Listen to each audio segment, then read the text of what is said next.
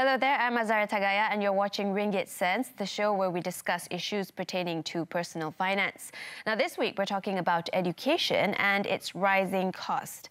Now these days, let's be honest, almost everything has risen in cost, but with entry to universities becoming more and more competitive over the years, it has also grown to be a very costly affair. But as parents, making sure their child obtains a college degree is so crucial, many are willing to resort to taking up loans, and at the same time, they're also taking on debt. But with the continuous rise in the cost of higher education, many parents will be wondering whether they will have enough to finance their child's future. So, how much can parents expect to spend? What are the numbers? Exactly how much are we talking about? Let's have a look.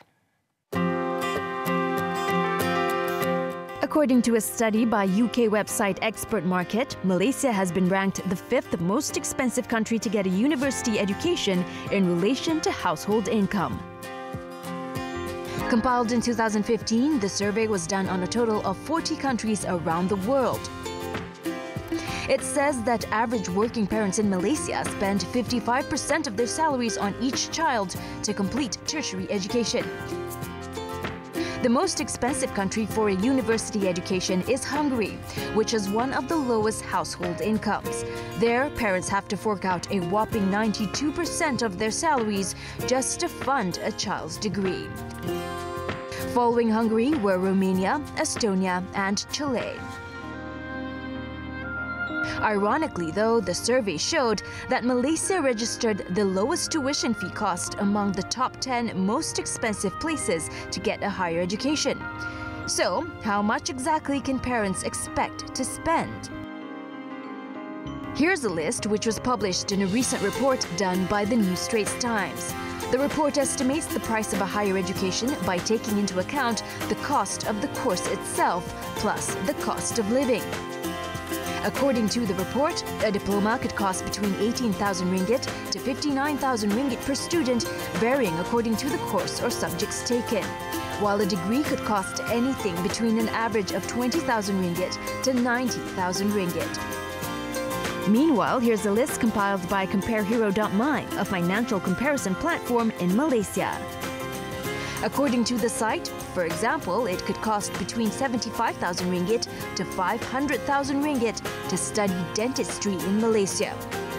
However, the total cost varies greatly depending on the course taken, and it also differs based on whether the course is taken at a public or private institution.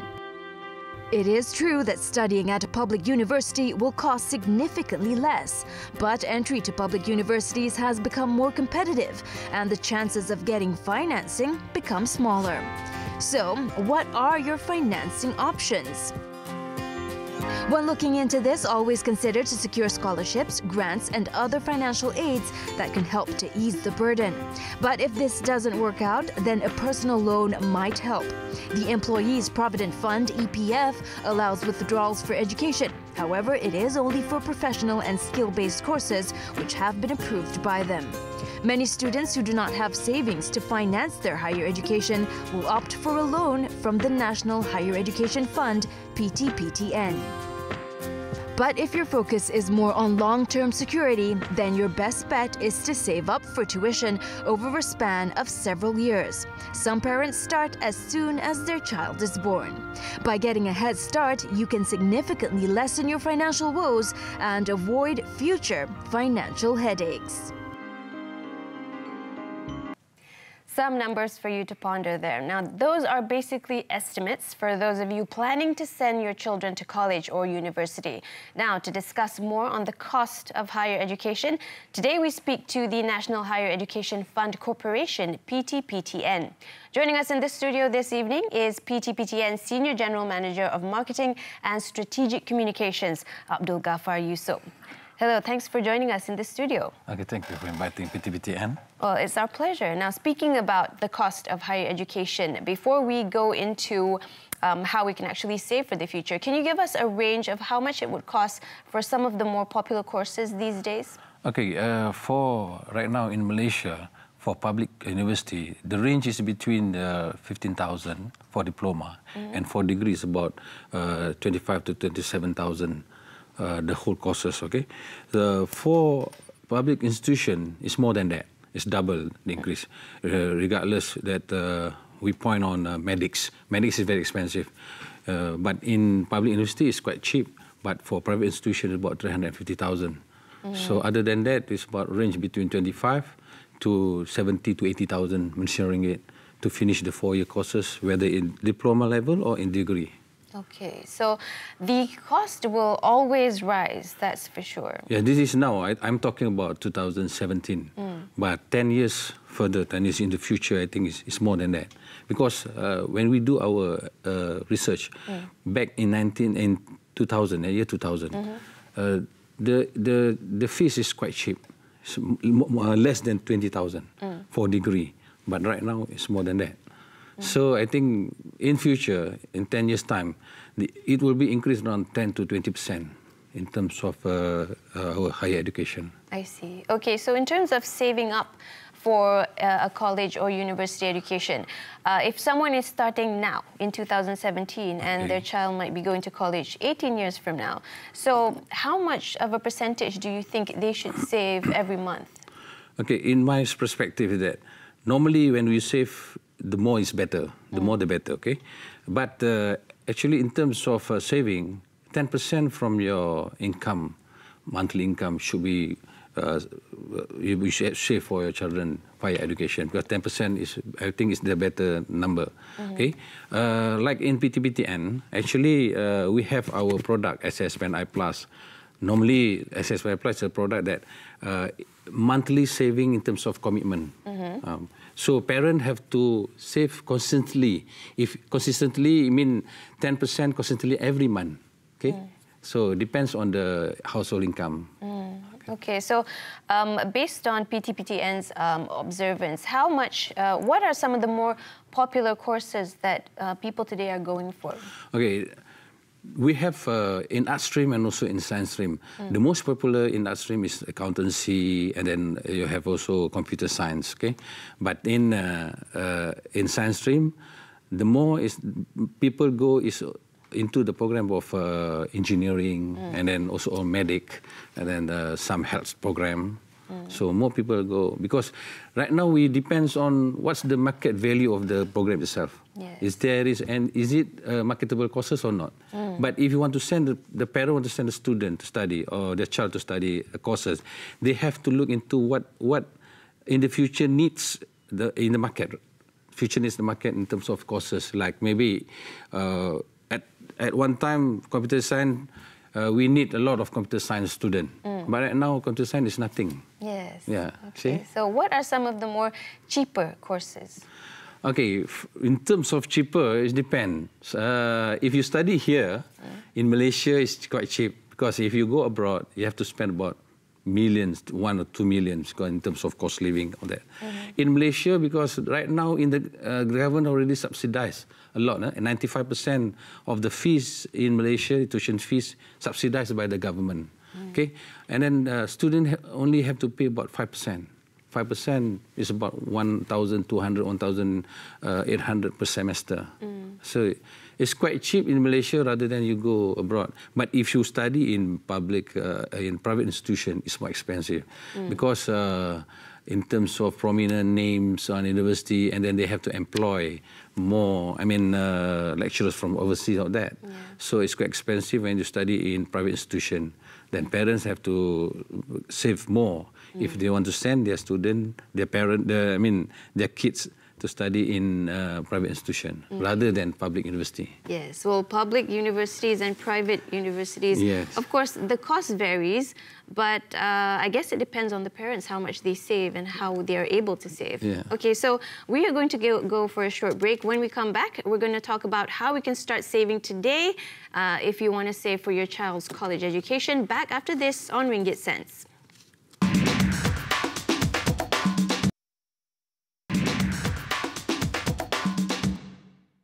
Thanks for staying with us on Ringgit Sense. You're with me, Azaria Tagaya. Now, the cost of higher education is the topic that we are discussing at the moment. Okay, so back to our discussion about saving for your child's future. Now, how could parents save for their children starting today? Let's say your child is going to college in 18 years. How do you save today? Okay, actually, in terms of the cost of living in Malaysia is very high. So that means, just now I said that you have to save 10% from your income. Okay, like PTPTN, from our perspective, that we have a certain package that we already accumulate, ranging from 30 ringgit per month until 500 ringgit per month. So this product that we do, we introduce is SSPNI Plus. We take it, the saving and also takaful, because we don't know what happened in the future. So there is some, security for our child in the future for their higher education. Okay, and then. If you save right now, I think just now I said that maybe 10 to 20%. So maybe in future it's about 30,000 or 40,000 for degree level for public university. So parents have to save maybe 1,000 starting from now to get in 10 years time. But if the parent doesn't have enough money to save, you have to save a small sum of money. Because our product, SSPNI Plus, we have a package. So from 30 ringgit to 500 ringgit. If you save 100 ringgit, if you save 100 ringgit, we have our package that we name it Topaz. In 15 years' time, you can save about 22,968 Malaysian ringgit with all the dividend we have. Okay. The other thing is that if in future, the cost of living is high, and then you have only 22,000 right now. So PTPTN, maybe in future we give half a loan, say half from the cost, half loan from the cost, that for your child to study. Okay, we help the child to study, because in future we hope that PTPTN is still there to help you. Okay, but we want to focus that we don't want when the student graduate, they have a lot of debt. Okay, because we don't want to. We like if they graduate, they get first class, they get convertible loan, all that. With the save from the parents, it helps actually in future. So what's the difference between SSPNI and SSPNI Plus? Okay, SSPNI, we launched it in 2004. Okay, so the minimum of 20 ringgit. So when we check through 2004 until 2015. I think we have about 2.6 million depositors. But in terms of quality depositors, it's about 10 to 20% only. The other, they're just one-stop center. Put 20 ringgit and wait until 18 years old when the child want to go to the university. But right now, in 2015, we launched a new product. When we do some brainstorming, we looked at actually we need something like quality depositors and monthly commitment from the parents. So we introduce SSPNI Plus. So we take it with takaful, and then we have also good dividend, and then we have tax relief, and on top of that we have also draw every year. Okay, we have some sort of lucky draw every year. Right now, we are in 20 years in the market. 20 years PTPTN already introduced. And then for the lucky draw, there is about 500 ringgit prizes for parents or depositors to catch. Okay, now there are a few avenues for parents to save their money for their children. Of course, a lot of places offer you dividends if you save for a long time. So what's the difference between conventional ways of saving money and SSPNI Plus? Okay, actually SSPNI Plus, the most important is that you save a little, but you get a lot. Okay? Just now I said that the first one, that the dividend that you give is about 4% per year. It's a saving, it's not investment. Okay. The second one is that this product is already guaranteed by the government. Okay. The third one is that we have takaful or insurance coverage. Okay, until the amount of 1 million. Okay, and then we have also tax relief until the amount of 12,000. Maybe you say that we talk SSPNI Plus because I'm from PTPTN. Yes. So I said PTPTN I Plus, SSPNI Plus the best. But it's different because we are a government agency. Then our focus is that we want people to save, because we know that in terms of cost of living and also the cost of higher education in the future is very, I think is very high in the future. And we want to lesser the debts accumulated by the student itself. Yeah. How much of a dividend are we talking about? How many 4%? 4% to 4.25%. I see. And this will change over the years? Yes. Okay. So that's how you can actually save starting from now. Now, we're going to take another break. Okay. When we come back, we're going to be talking about if your child is already in secondary school or already going to college, is it too late to save with SSPNI Plus? Stay with us on Ringgit Sense.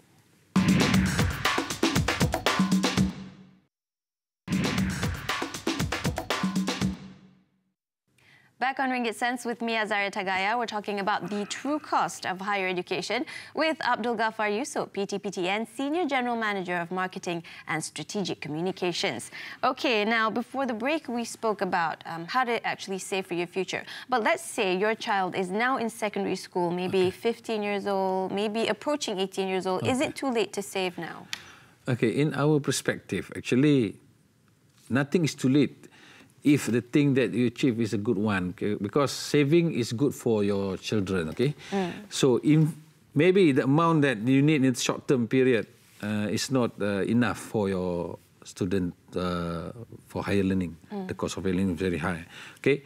But actually it helps though. Because if 15, 16, and then 18, and then 19, you go into diploma, and then you have maybe half. We need about 5,000, 2,000, 3,000 to 5,000 because before they enter their degree or their diploma in higher education, they need part of they need money about 3,000 to 5,000. I mean, to pay here and there in terms of courses, in terms of fees, in terms of rent a house or something like that. Okay, but if you save right now, maybe 15, 16, 17, there is some amount of money for your student if they want to further their study.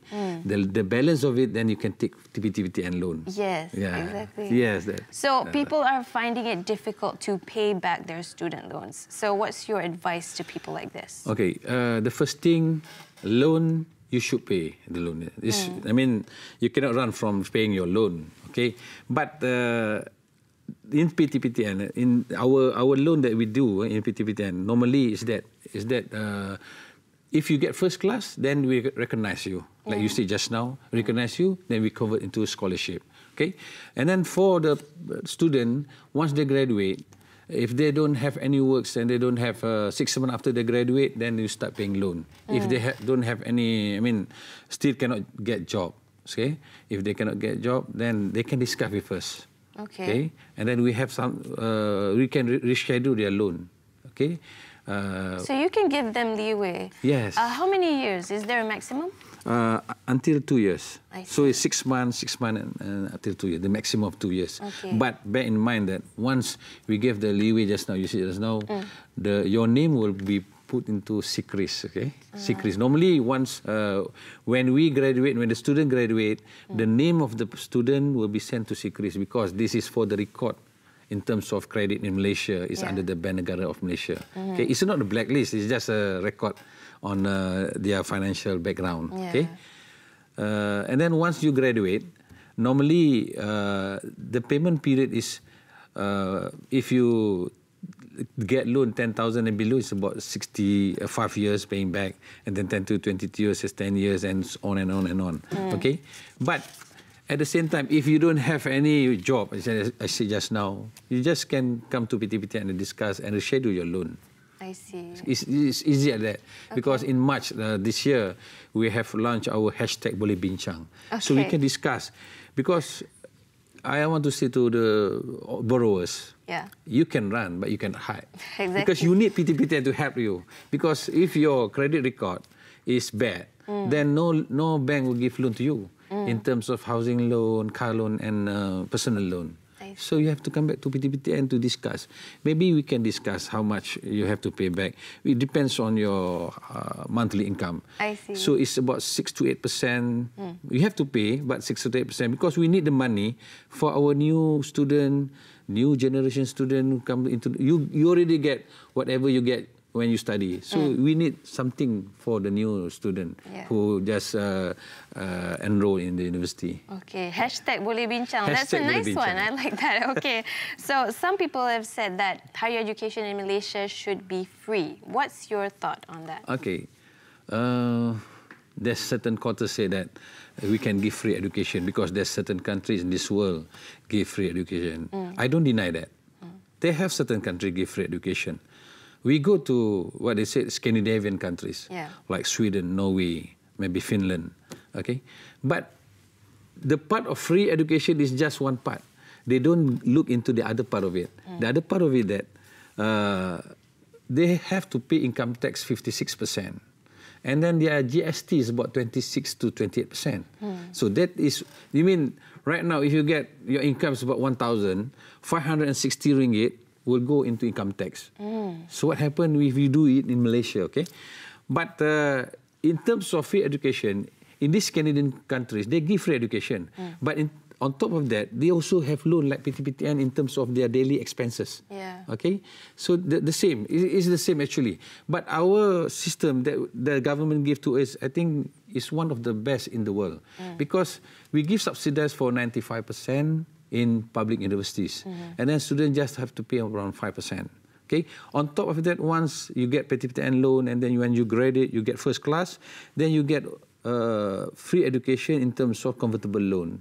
From the loan, we transfer to scholarship. Okay? That is what free education was. That's an incentive for you. Yes. If you study hard, you can get free education. But if you don't study hard, then you have to pay. Because we need the money for the next generation. For the other students as well. That's right. Okay. So before we wrap, what's your one tip for parents or students who want to save for their education today? Okay. One simple tip. The first thing that I want to talk to the parent is that save from now. If you want to buy a house, a shelter for your family, so you get house loan. If you want to focus on education for your child in the future, so you have to save for your education. And the good place, I mean, the best place to save is now what the government gives is SSPNI in PTPTN. Okay, save, guarantee for a bright future. All right, for a bright future for you and your family. Thank you so much for sharing with us on Ringgit Sense today. Well, guys, that's it for this week. Now, for more on our show, don't forget to visit our Facebook page, Ringgit Sense TV3. We hope you've enjoyed our discussion on the cost of higher education. Now, we will also be posting content from the show from time to time, so be sure to catch up with us on our Facebook and interact with us there. Don't forget to join us again, same time, same place next week. I'm Azaria Tagaya signing off. Thanks for watching.